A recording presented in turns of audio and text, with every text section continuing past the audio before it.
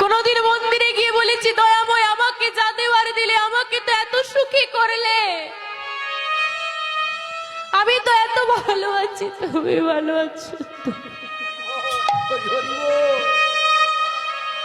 আমরা বড় অদ্ভুত মা, আমাদেরকে যতই দিক আমাদের মন ভরে না, আরো দাও। আমাদেরকে যে দিতে পারবে সে ভালো, আর যে দিতে পারবে না সে ভালো না।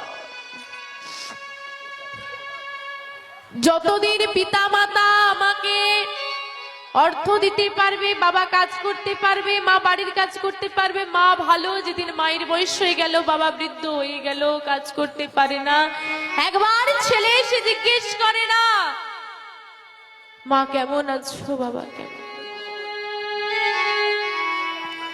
ভালোবাসতে হবে গো মা।